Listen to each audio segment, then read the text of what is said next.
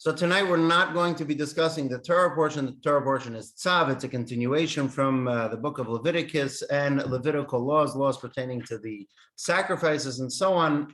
But tonight we're going to discuss Purim. The holiday of Purim, the most joyous holiday of Purim. Someone told me today when I called him to invite him to the Purim party, he says, Rabbi, whenever you call, the most important Jewish day is coming up. And the reality is it's true, because the most important Jewish day is the one that we're dealing with right now. Passover may be a very important holiday, but right now that's not the most important holiday. The most important holiday is Purim, but Purim sticks out because Purim, we read the Megillah, the story of the book of Esther, and the sages say that when Mashiach comes, the world will be on such a great level that all other holidays will be seen as somewhat insignificant, because all days will be these holy days. And so even a regular Tuesday will be just as holy as other holidays. There is one day that will stick out, and that is the holiday of Purim, because it's such a magnificent day. It'll stick out even at a time when there is such divine energy emanating on every single day of the year. Purim will still be extremely unique, and the book of Esther will still be read. Why is Purim so special? We're going to discuss perhaps one reason, what makes Purim so unique, and a reason that my guess is some of you may have never heard of before. So we'll quickly go through an overview of the holiday to refresh your Hebrew school memory. The Jolly Festival of Purim is celebrated every year on the 14th day of the Hebrew month of Adar. This year coincides with March 17th, and as every Hebrew day, it begins the evening before from sunset or nightfall. It mentions here the 14th day of the Hebrew month of Adar, but in Jerusalem and other walled cities, we celebrate the holiday of Purim on the 15th of Adar, the following day. So for example, in Jerusalem this year, Purim will be on Friday, not on Thursday. But in the diaspora and outside of walled cities, Purim is celebrated on the 14th of Adar. The Jolly Festival of Purim is celebrated every year on the 14th day of the Hebrew month of Adar, late winter, early spring. It commemorates the salvation of the Jewish people in ancient Persia from Haman's plot to destroy, kill, and annihilate all the Jews, young and old, infants and women, in a single day, as recorded in the Megillah, the biblical book of Esther.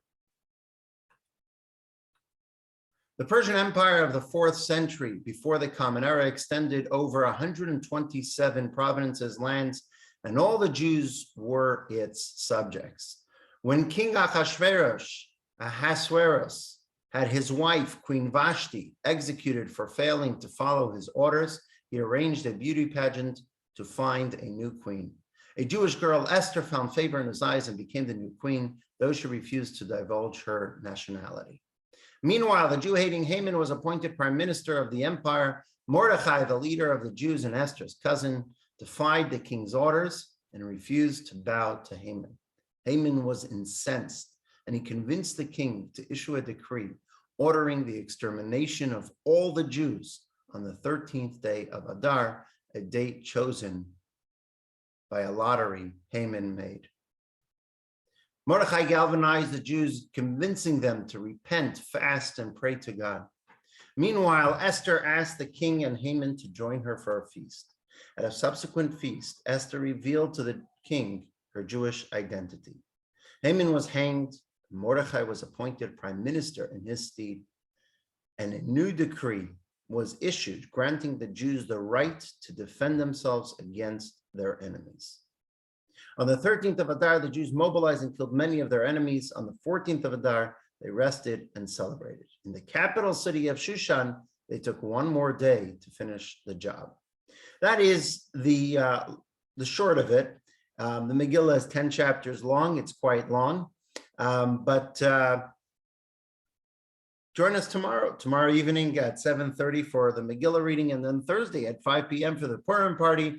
And we'll read the ganze Megillah, as we say in Yiddish, the whole Megillah, and you'll get the full details of the story.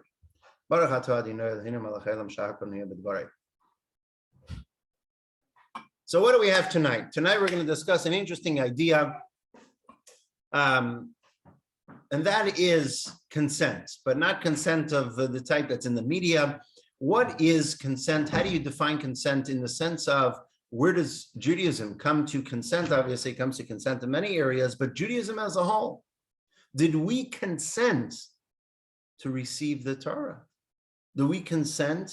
Did we as the Jewish people, did we consent? Did we wholeheartedly agree with the practices that God gave us? Did we say, yes, we agree to fulfill all these commandments?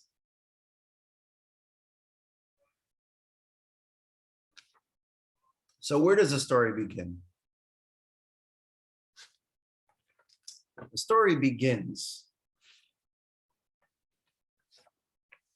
from the giving of the Torah at Mount Sinai. And you may be thinking, you know what? This is the holiday of Purim.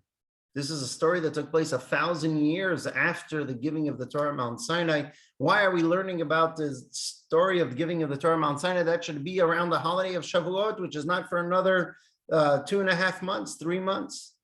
But you'll see how it's a very, very important part of the story of Purim. So when it comes to the story of the giving of the Torah at Mount Sinai, here's the narrative, part of the narrative from the book of Exodus. Text 1. Came to pass on the third day, this is the third day of the Hebrew month of Sivan, when it was morning, that there were thunderclaps and lightning flashes, and a thick cloud was upon the mountain, and the sound of a very powerful blast of a shofar, and the entire nation was in the camp, shuddered. Moses brought the people out toward Hashem from the camp, and they stood at the bottom of the mountain. And the entire Mount Sinai smoked because God had descended upon it in fire, and its smoke ascended like the smoke of the kiln, and the entire mountain quaked violently. The sound of the shofar grew increasingly stronger. Moses would speak, and God would answer him with a voice. God descended upon Mount Sinai to the peak of the mountain, and God summoned Moses to the peak of the mountain, and Moses ascended. Now, if you notice, the verse tells us, verse 17, Moses brought the people out toward God from the camp, and they stood at the bottom of the mountain. This scene is a very dramatic scene. Lightning flashes, thunder claps. They watched the presence of God rest on the mountain, but it gets even more dramatic. What does it mean? And they stood at the bottom of the mountain. The Hebrew for these words is betachtit hahar, under the mountain. What does it mean that they stood under the mountain? Explain the sages. Text 2. And they stood at the bottom of the mountain. Rabbi Avdimi Bar Chama Bar Chasa said, says the Talmud, the Jewish people actually stood beneath the mountain, and the verse teaches that the Holy One, blessed be He, overturned the mountain above the Jews like a barrel and said to them, if you accept the Torah, excellent, and if not, there will be your burial. Right here, I'm just going to drop the mountain on you, and you guys, the entire Jewish nation, will be buried. Says the Talmud. Rabbi Acha Bar Yaakov said, from here, there is a substantial caveat to the obligation to fulfill the Torah. What does that mean? What's going on here? There's a tremendous dramatic moment. The Jewish people are at the foot of the mountain of Mount Sinai. Small mountain, relative to the other mountains nearby, but it's a mountain, it's big. God lifts the mountain above the head of the Jewish people and says, hey guys, listen up. You have a choice. You can choose to accept the Torah, or you can choose not to accept the Torah. If you accept the Torah, wonderful. You don't accept the Torah, I will drop this mountain on you, and you guys will be buried here. Says the Talmud, the fact that God forced them, literally, it was under duress. Accept the Torah or else. That's a major caveat. That's a major reason to say, you know what? We never consented to receive the Torah. We were forced into it. The law is, according to Jewish law, if someone is forced into doing something, it isn't considered a legally bound consent. Text 3. The following is the law in a situation where a person is being coerced to give something away and is being compelled to write a contract of sale or gifting in front of witnesses. The person must notify 2 other witnesses prior and declare, know that the sale or gifting of this field that appears to be something I wish to give away to so-and-so is really against my will. I am being forced to do this, and there is no substance to the contract I will be drawing. Today or tomorrow, I will request that you testify in court and disqualify that contract, stating that I made this statement to you before the contract was drawn up. So the Hebrew term for this idea is called Maidah Rabbah. This notice that this individual gives to these 2 witnesses orally, he gives them a notice saying that you should know that I'm about to sign, what I am about to draw up, this contract, I'm doing under duress. That statement is called Maidah Rabbah. It's called a substantial caveat. This substantial caveat, this statement to witnesses, says the Talmud, by the same logic of this law, that us accepting the Torah also, it's as if we spoke to 2 witnesses saying, hey, we never really accepted the Torah, the mountain was hung over us. Which means we never really accepted to fulfill all the Torah. That puts all our history in disarray, in chaos. The Jewish people never consented to accept the Torah. Thankfully, the Talmud continues.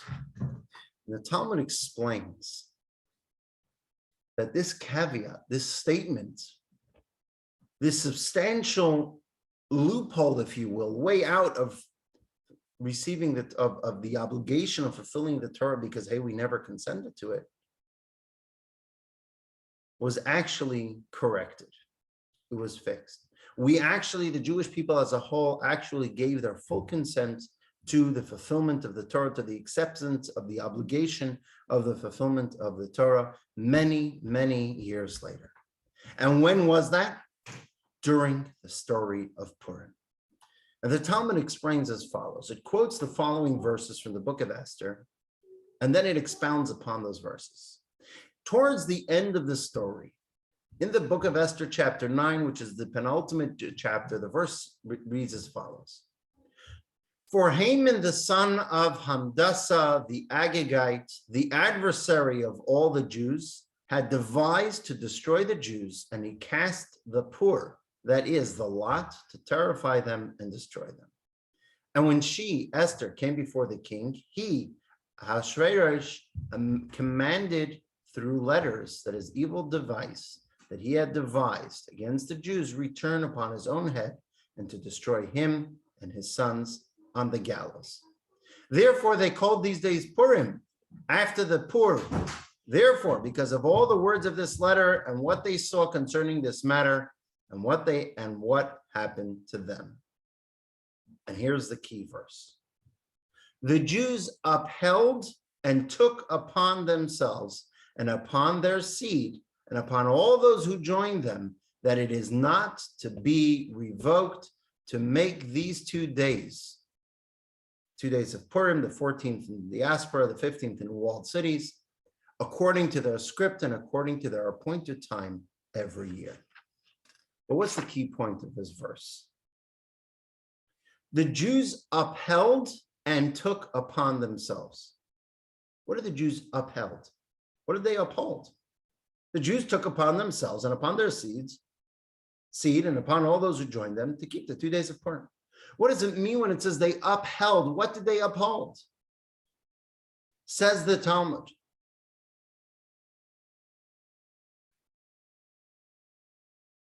They accepted the Torah willingly. At Mount Sinai, it wasn't really willingly. God put a mountain over their heads and said, accept. or else I will drop this mountain and you will be buried right here. But came during the story of Purim, says the verse in Esther, and the Talmud explains it. The Jewish people accepted the Torah willingly. They accepted the obligation to fulfill the Torah willingly. Here's a quote from the Talmud, text 5. Rava said, even though they were coerced to accept the Torah at Sinai, they again accepted it willingly in the time of Achashverosh. As the verse states, the Jews upheld and took upon themselves, meaning they upheld what they had already accepted upon themselves at Sinai. They accepted upon themselves at Sinai. It was coerced. The Jewish people had a loophole for those 1,000 years. They can always say we never accepted it willingly.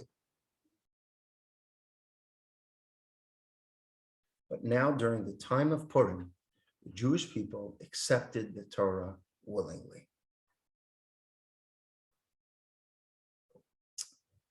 Fascinating story. Fascinating backgrounds to Purim, and it adds a new dimension to Purim.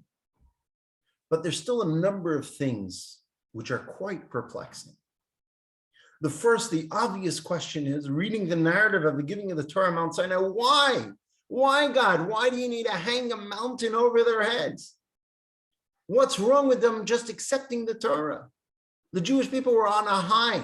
They actually said, Na'aseh v'nishma, we will do and we will hear everything that God says before this dramatic moment of hanging the mountain over their head. So the Jewish people have already accepted the Torah to a degree without hearing it on their own without the mountain.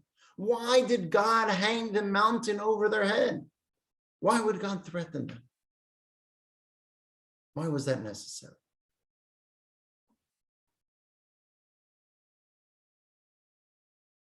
And of course, we also have that legal issue, which is now that he hung the mountain, they have this excuse. Hey, Jewish people have an excuse. We don't have to fulfill it. And secondly, more importantly for the discussion of tonight,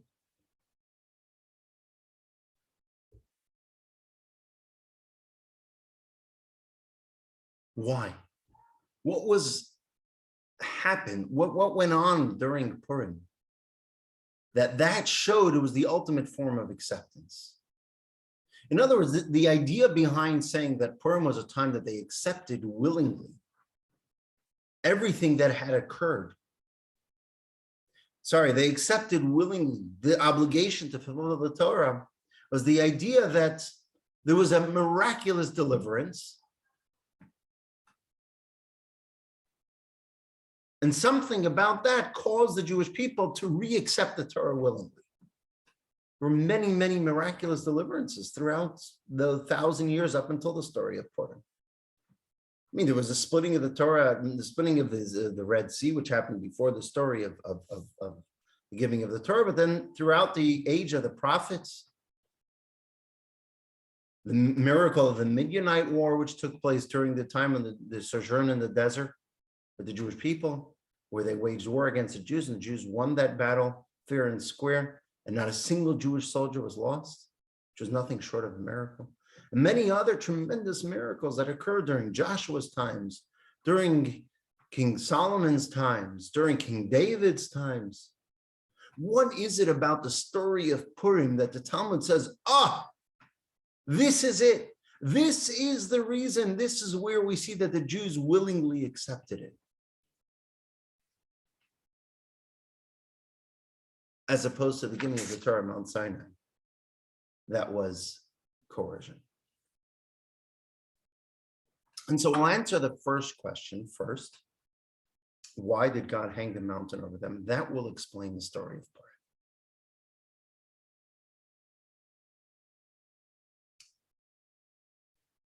The idea of hanging the mountain, the idea of the giving of the Torah on Mount Sinai, has to be understood in historical context. Think for a moment what was going on in the story of the giving of the Torah on Mount Sinai. Here's the Jewish people. They were enslaved for 400 years, literally 210 years under slavery in Egypt. pain and suffering. And now finally comes Moses, the Redeemer. He shows up and he starts performing miracle after miracle. The snakes, the sticks transforming into snakes, the blood, the 10 plagues. The Egyptians are running for their lives. It's total chaos. No one dreamed that something like that can happen, that millions of people will just walk out in broad daylight from Egypt. The Jewish people were on a high. The world was in awe. They spend days traveling, 50 days traveling in the desert. The manna starts falling. Food from heaven, literally. They have the clouds of glory hovering over them, protecting them from the heat, from the cold, from the sand, from the scorpions, from the snakes, from other creatures that wander in the desert. They don't have to wear new clothing. Their clothing gets washed on its own every night. They have water from a miraculous well. And they reach the foot of the mountain and they're going to hear God speak. Now, if God comes to them after doing all these miracles, after showering them with this tremendous amount of love, God says, look, here's the Torah. Do you want to accept it? Are they going to say no? Do the Jews have a choice? The coercion over here isn't so much. Let's take a step back from the hanging of the mountain. What is consent? Which is part of the discussion. Right? If a boss asks an employee to do something, go to the store and get a cup of coffee for me. Does the employee really have a choice to say yes or no? The employer is the boss. And perhaps he's indebted to the boss because the boss gave him an extra bonus and a raise and he treats him nicely. The boss asks him, go get a coffee. The fact that he says yes, was that coercion to a degree because he showered him with so much kindness? God showered the Jewish people with this tremendous amount of love. That's a certain level of non-consent. Jewish people didn't really have a choice. Says the Alter Rebbe, that is the mountain. The mountain doesn't literally mean God lifted a mountain above their heads. Metaphorically, the mountain is this idea. What happens if a mountain, it says that God took the mountain and hung it over the people like a barrel. What happens when a barrel covers a person? It covers them from all sides. A bear hug.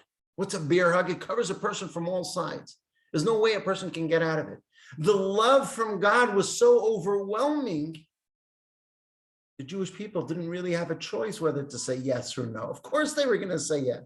They were in love with God at that time. It was amazing all the wonders that God had done for them. They're unable to say no. Of course they're going to say yes.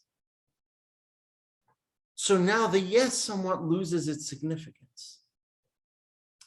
Accepting the Torah wasn't so much their choice. There was such unbounding love from the Almighty that of course they said yes. This is what the Talmud means when it says God threatened the Jewish people.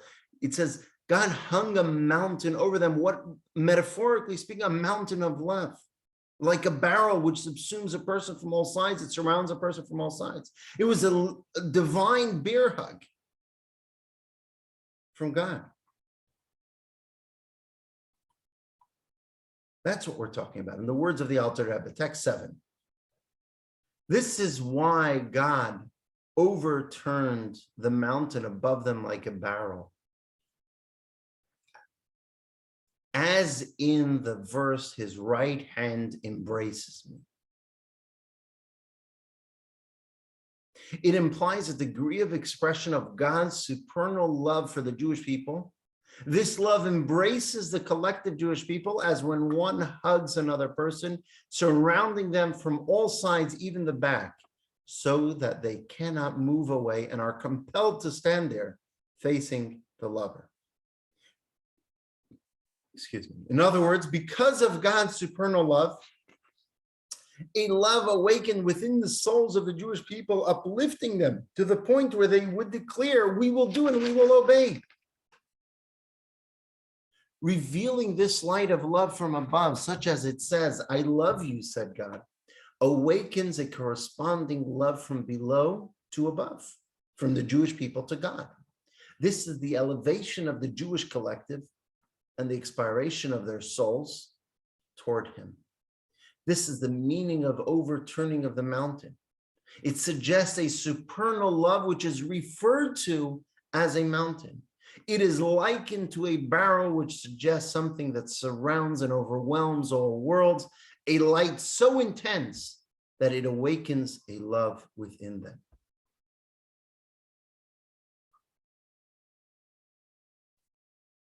And so the image of a mountain above them like a barrel is key.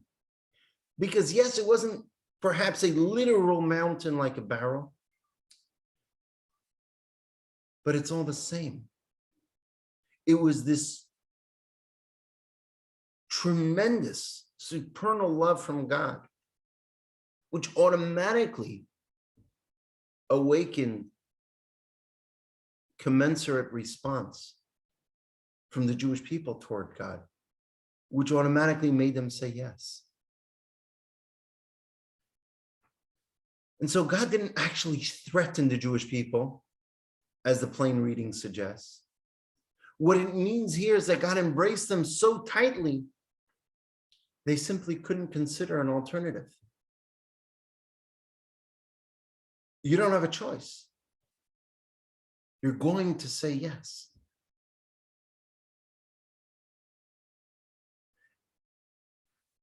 And that's what the Talmud is saying.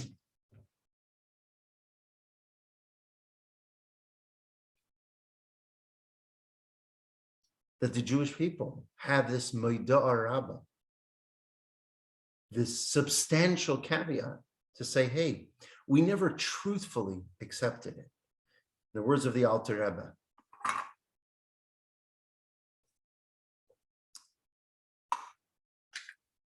Alter Rebbe continues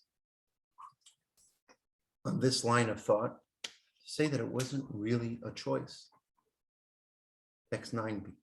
This then is the meaning of our sage's statement that from here there is a substantial caveat to the obligation to fulfill the Torah. In other words, the feeling that stirred in their hearts to accept the Torah with such sacrifice and surrender that they declared we will do and we will obey was not entirely a result of their own choice and desire. Rather, it was on account of the revelation of God's love from on high that inspired their reciprocal love toward him.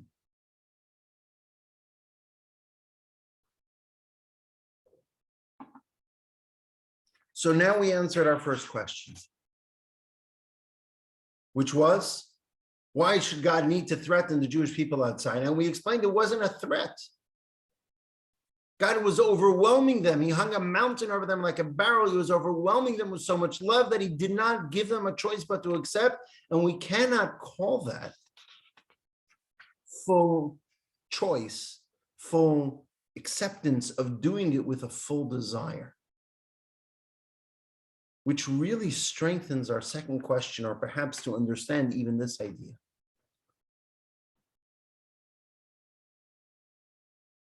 When was there truthfully consent? When did the Jewish people on their own show that they really want to do the Torah? In other words, when all the fireworks of Sinai wore off, when that high of the mountain wore off, it's 40, 50, 60 years later, 100 years later, we don't feel that spiritual, divine hug, that supernal love from God. Did we ever really say yes? Did the ordinary Jew at an ordinary time ever really get on board with accepting the Torah out of their own goodwill? Or are we just doing it because, hey, we said yes at Mount Sinai, even though it was a half yes? And that's where Purim comes in. And Purim we have to understand in context as well. When did Purim take place? Here's Purim. Purim took place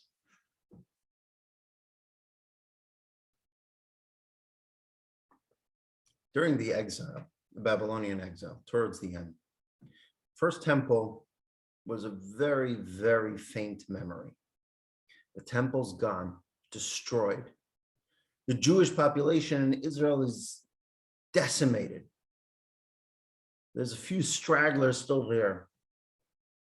The majority of Jews are living in these 100, or all the Jews, including the Jews in Israel, were under the rule of Ahasuerus at the time. The Persian king ruled over all Jews at that time that were in existence at the time. They didn't have anywhere to run. There was no other place that Jews were found. All Jews were under the kingship of this king. And the king issued a decree. The Jewish people are already down. They're already in a situation where they feel that they're second class, where they feel like they're missing their spiritual hub. They're missing their camaraderie. They're missing the Holy Land. They're missing Jerusalem. They're missing the temple. And it's been 70 years. And it seems to be going on for eternity. And now comes this decree. And what's the decree? It's not just a decree, fight the Jews. It was total annihilation. It was the first one who came up with the idea of genocide. Total annihilation of all Jews that were in existence in the entire world on this same day. So it's not like we can run from one province to the next and somehow get out with our lives. The Jews at that time, when that edict was given, the edict was given that all Jews will be killed on the same day in the entire world. Not over 5 years, not over a 2-year period, not only half the provinces, total annihilation, and the Jews are not permitted to fight back.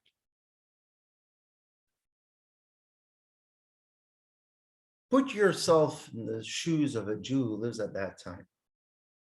Anyone who identifies as a Jew will be killed on that day. There's no way out. There's nowhere you can run to. There's no other Jewish family. It's not like any other time of history. It's literally, there's no parallel throughout history to what Haman wanted to do. They had a very, very simple out. What was the out that a Jew can have? Renounce his Judaism. That simple. It wasn't like Hitler, may his name be erased, that they were going after the person, they were going after the religion. It was the people they were going to kill, but it was people who identified as Jews. If a Jew converted to whatever religion was at that time in that place, he was free. The edict wasn't there. It was a very, very simple out. Marranos, right? Some similar situation. If they act as a Jew, if they walk around the street wearing a yarmulke, they get killed on that day. Convert to whatever other religion, they're free. The Jews had that option, which seems like the obvious option. Of course, there's no way out. This is what we're going to do. But guess what? From the edict until the story of Purim was an entire year. A full year, the Jewish people had an opportunity to do that. And fascinatingly, not a single Jew converted. Not a single Jew gave up, renounced their Judaism. Not a single Jew said, you know what? I want to get away with my life. I'm going to take off my yarmulke. I'm going to remove my tzitzis. I'm going to remove my mezuzah. I'm going to convert to a different religion to save my life. Not a single Jew renounced their faith during that time. The commitment to the Jewish people at that time has no parallel throughout history. The commitment of the Jewish people at that time is a testament to the fact that the Jewish people now willingly accepted the Torah. They willingly said, you know what, God? We have a literal mountain over our head to do the opposite, to go ahead and dump Judaism. And we're not going to. We're going to stay strong. They remained loyal to their faith. Text 10.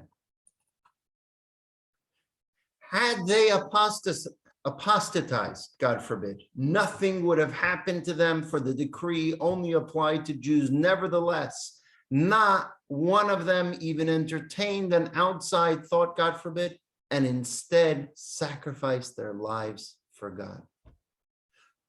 Purim, the darkest moment of Jewish history, this moment where they faced total annihilation, which was never paralleled throughout history. Such a threat. On the same day, all Jews of the entire earth. And the Jews stood strong. At Sinai, the Jewish people had no reason to reject the Torah, and here in the story of Purim, the Jewish people seemingly had every reason to leave Judaism and no reason to stay, but the Jewish people remained loyal to their faith. Not only that, they didn't attempt to hide their Judaism. They were proud Jews. They walked around proudly. They spoke about their Judaism openly. They continued looking like a Jew on the outside. And Mordechai took it a step further. Mordechai actually gathered all the Jewish children in public, and he prayed with them. Text 11 from the Midrash, fascinating snippet of the story of Purim. After Haman prepared the tree that would serve as Mordechai's gallows, he went to Mordechai and found him sitting in the study hall with the children surrounding him. So here's Haman, the architect of this plan, of this genocidal plan to eradicate the Jewish people. He just finished preparing Mordechai's gallows. And he goes to find Mordechai, and he finds that he's where? He's in the study hall with thousands of children. The children were wearing sackcloth, studying Torah, screaming and crying.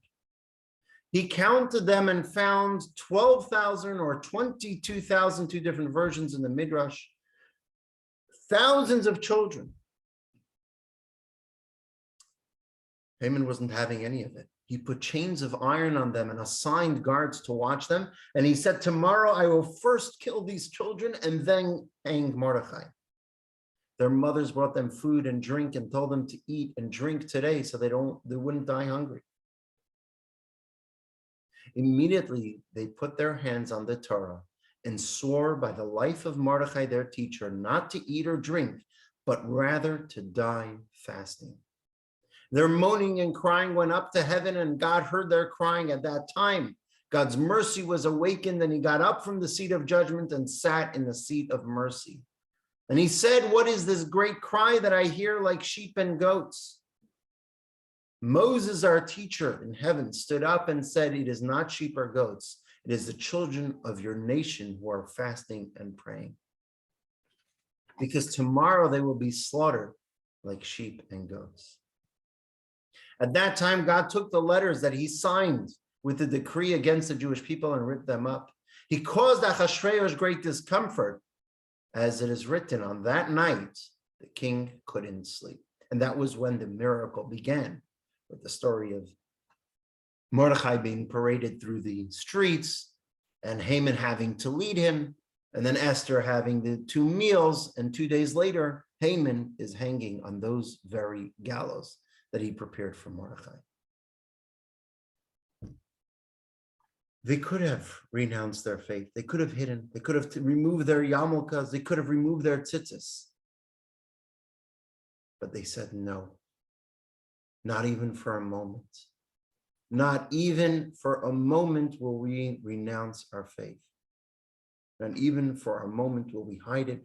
22,000 Jewish children studying Torah publicly, proudly, even if it meant certain death.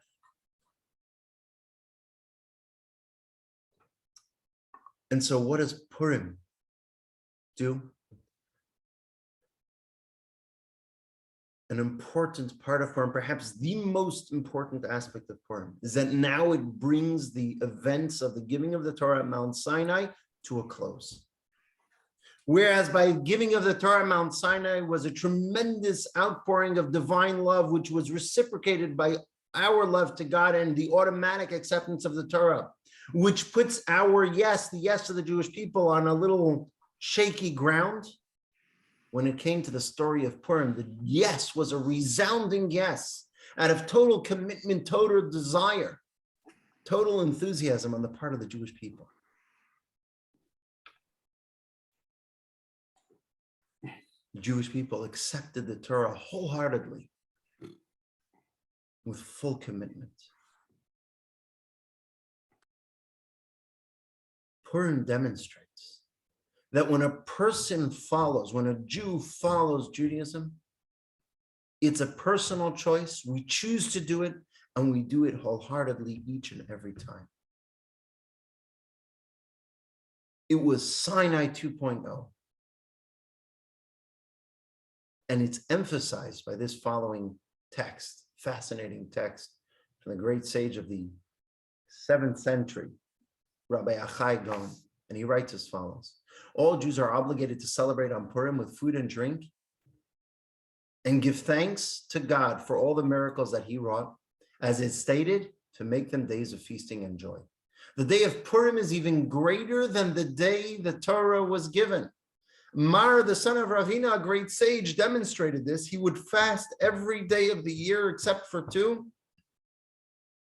The day of Shavuot, on which the Torah was given, and the 2 days of Purim, the 14th and the 15th of Adar. Why the 2 days of Purim? Because they are greater than the day that the Torah was given, because the yes on Torah was questionable, but the yes on Purim was a resounding, a powerful yes. Which brings us to a very, very interesting question, and that is, if the yes on Purim was such a yes, if this aspect of Purim being the culmination of the Jewish people willingly and fully and fully accepting the Torah, why don't we do anything on Purim to recognize that? Shouldn't there be this aspect of celebrating with the Torah, similar to Shavuot, where we stay up all night studying Torah, where we read the narrative of the Jewish people receiving the Torah? Shouldn't there have been one of the mitzvahs of Purim associated with this idea, this important fundamental aspect of Purim, being the day when we, the Jewish people, gave a resounding, unquestionable yes? There's 4 mitzvahs on Purim. There's 4 commandments that we do on Purim. What are the 4 commandments on Purim? To give charity to 2 poor people, to give baskets of food, to have a festive meal, and to hear the Megillah read twice, the night of Purim and the day of Purim. Nothing of that seems to be associated with anything of what we just spoke about. But the reality is it does. Why does it? What we just explained is that Purim expresses the idea of upholding what they already kept. In other words, up until that point, for those 1,000 years, they did it kind of lackluster. They did it because they needed to. They did it because they were coerced into it. What's the difference between doing something that you're forced to do versus doing something that you want to do? Right? Ever watch the kid clean their room? You remember doing things that you wanted to do and then doing the things that your mother wanted you to do. Total difference. What's the difference between the two?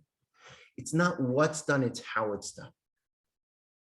When you're forced to do something, when you're doing it just because you got a box to check, because you just got to get it done, you do it just like that. Well, let's get over with it. It's lackluster, no excitement, no enthusiasm. It's not all in. You're just checking boxes. If you do something because you want to do it, it's done with great fanfare. It's done with excitement. It's done all out. You go all out. And that's precisely these mitzvahs on Purim. You see, the mitzvahs on Purim is doing things that we do all year round either way.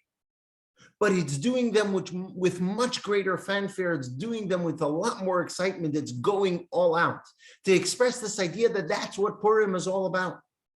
Purim is about taking what up until the story of Purim was seen as something that was not really desired by the Jewish people, which could have been seen as something that the Jewish people didn't really say yes. It was somewhat something they were told to do versus something they wanted to do. And it transformed it into doing the Torah because this is what they wanted to do.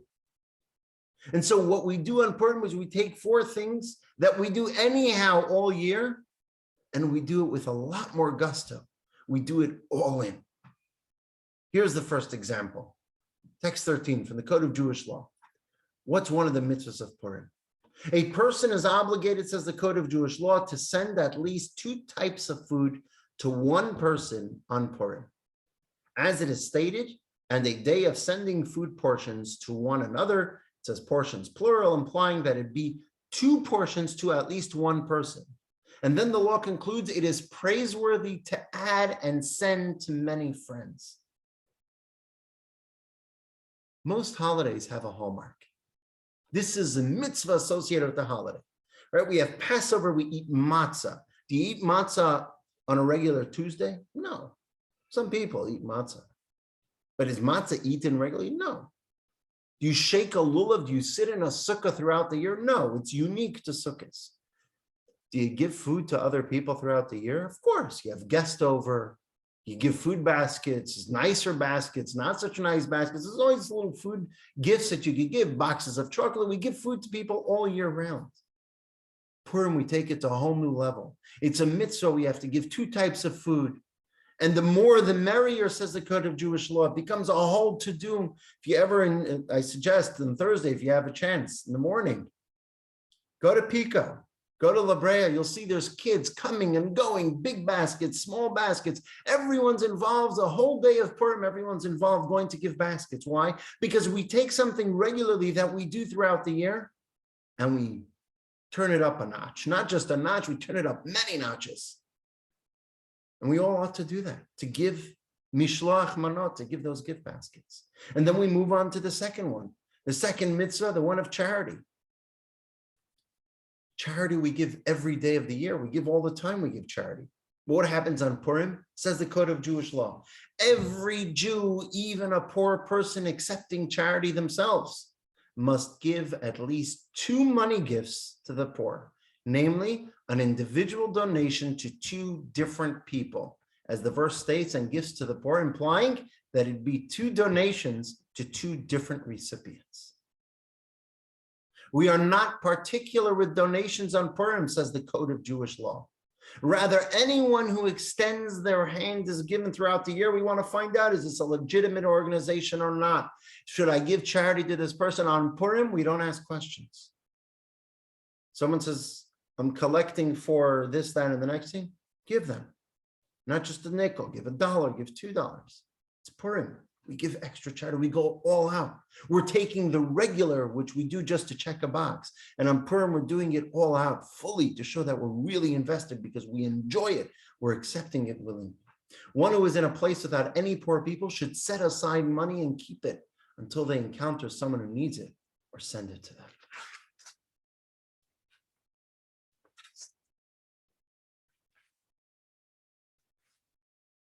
And so on and so forth.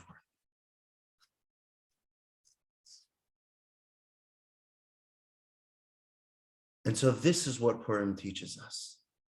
Perhaps the most important lesson is that when it comes to Judaism, when it comes to our Judaism, it's just that. It's our Judaism. We ought to make it our own.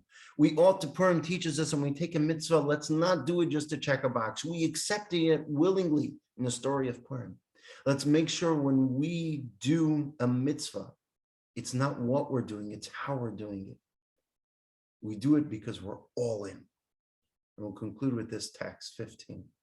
There are 2 ways to serve God. Some serve God because they are commanded to do so and cannot get themselves out of it. Well, I don't have a choice. If there is any way to get out of it, they would grab the opportunity, for they see it as a burden. They're always looking for a way out. Some, however, serve God because they truly wish to do so.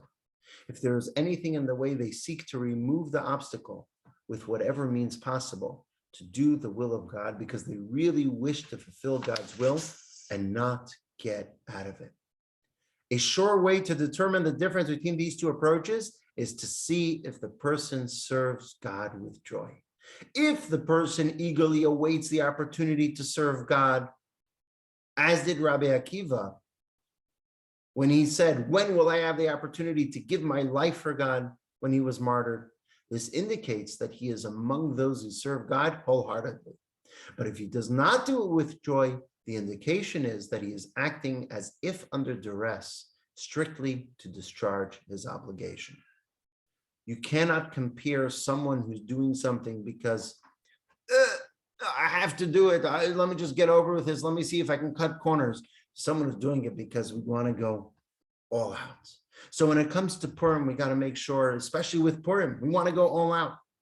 We're not going to go to work on Purim. We're not going to do other things. It's going to be a day set aside for the holiday of Purim. We'll come to the Megillah reading Wednesday night. We'll come to the Megillah reading Thursday. We'll get baskets of kosher food to friends. That can be anyone. It doesn't have to be needed people. It's supposed to be anyone, a friend. Men to men, women to women. We're going to give extra charity. And if we don't know of a poor Jew who lives nearby, a literal poor Jew, the organizations that give, you can put it in our website and write in the notes that it's for the gifts to the poor, and then it'll be given on the day of Purim to poor people in Israel. And there are many organizations. Giving to charity in Ukraine is a perfect example. It goes to the poor people. It's literally poor people who don't have anything. But go all out, because this is Purim. This is the day when we show we're excited about it. We're joyous about it. We're doing it with enthusiasm. Make sure you do have a festive meal. And with that, when we show God, we are that invested. We are that excited. We're making it as exciting as possible because we really love doing what God wants from us. Then God will show us that he loves us that much and bring about the coming of Mashiach, which will bring along with it world peace. May it be speedily in our days.